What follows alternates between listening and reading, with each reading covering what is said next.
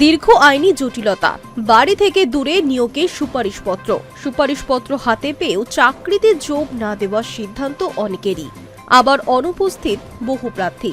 দীর্ঘ প্রতীক্ষার অবসান ঘটিয়ে আপার প্রাইমারির কাউন্সেলিং শুরু হলেও হঠাৎ বিমুখ প্রার্থীরা। গত মঙ্গলবার এবং বুধবার ছিল যথাক্রমে ইংরেজি এবং বিজ্ঞান বিষয়ের কাউন্সেলিং।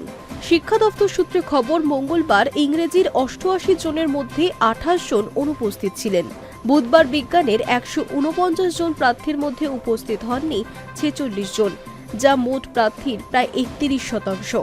উপরন্তু সুপারিশপত্র হাতে নিয়েও অনেকে যোগ দেবেন না বলে সাফ জানিয়েছেন। কিন্তু কেন এই অনীহা? ওয়াকিবহল মহলের মতে, দীর্ঘ আইনি জটিলতায় বছরের পর বছর সময় গড়িয়ে যাওয়ায় অনেকেই ইতিমধ্যে প্রাথমিক শিক্ষকতা বা অন্য সরকারি চাকরিতে যোগ দিয়েছেন। পাশাপাশি বহু প্রার্থী পছন্দসই বা বাড়ির কাছে স্কুলে পোস্টিং না পেয়ে দূরে স্কুলে যোগ দিতে নারাজ। ফলে কাউন্সেলিং পর্ব চালু হলেও মেধা তালিকার একটা বড় অংশই শেষ পর্যন্ত হাতছাড়া হয়ে যাচ্ছে। উল্লেখ্য, আপার প্রাইমারি নিয়োগে আইনি জট কাটিয়ে কলকাতা হাইকোর্টের নির্দেশ অনুযায়ী 1177 জন প্রার্থীর কাউন্সেলিং চলছে।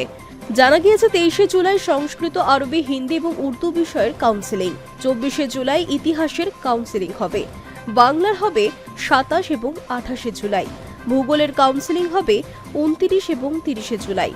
এখনও 64 জনের নিয়োগ বাকি রয়েছে। এখন দেখার বিষয় বাকি দিনগুলির কাউন্সেলিংয়ে প্রার্থীরা কী সিদ্ধান্ত নেন।